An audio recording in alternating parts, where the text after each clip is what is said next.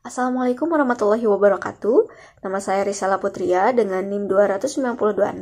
Saya dari kelas 3B PGPAU 2020 dari Universitas Pendidikan Indonesia. Di sini saya akan menyampaikan video pembelajaran mengenai teori surplus energi dalam bermain berdasarkan kategori bermain menurut Harlock.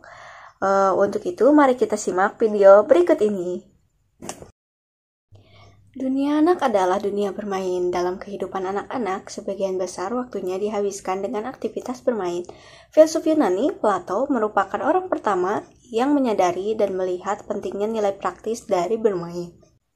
Istilah bermain diartikan sebagai suatu kegiatan yang dilakukan dengan mempergunakan atau tanpa mempergunakan suatu alat yang menghasilkan pengertian, memberikan informasi, memberikan kesenangan, dan dapat mengembangkan imajinasi pada anak.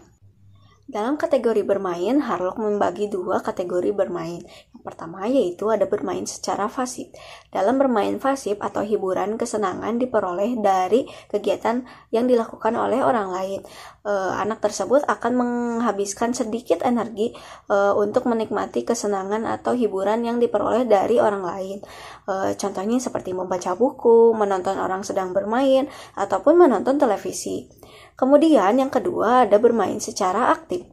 Dalam permainan aktif ini, kesenangan yang timbul dari apa yang dilakukan oleh individu, apakah dalam bentuk kesenangan berlari atau membuat sesuatu dengan lilin atau cat. Jadi, anak-anak mengeluarkan energi berlebihnya melalui aktivitas-aktivitas yang disenangi oleh anak, dan hal itu disebut dengan bermain secara aktif.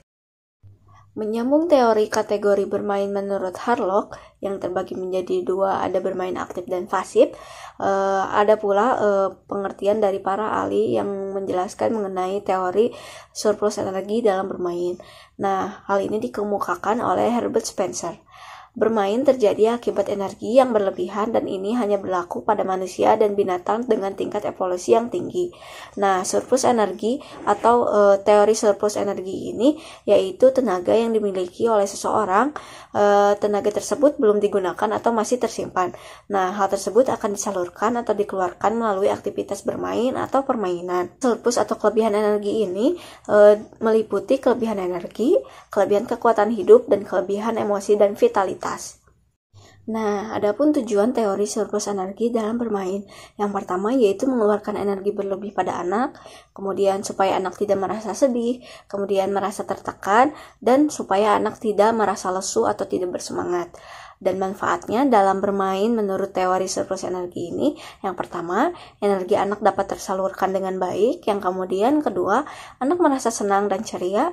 3, anak merasa terbebaskan. Dan 4, anak merasa bersemangat. Nah, untuk selanjutnya ada kegiatan teori bermain dalam surplus energi. Contohnya, anak dapat melakukan bermain dengan berlari, melompat, memanjat, atau bahkan aktivitas fisik lainnya yang menggunakan aktivitas gerak. Kemudian teori surplus energi ini didukung oleh Elkan yang menyatakan bahwa bermain sebagai suatu pelepasan atau pembebasan dari tekanan-tekanan yang dihadapi oleh anak. Mungkin itu saja yang bisa saya sampaikan. Terima kasih. Wassalamualaikum warahmatullahi wabarakatuh. Dadah.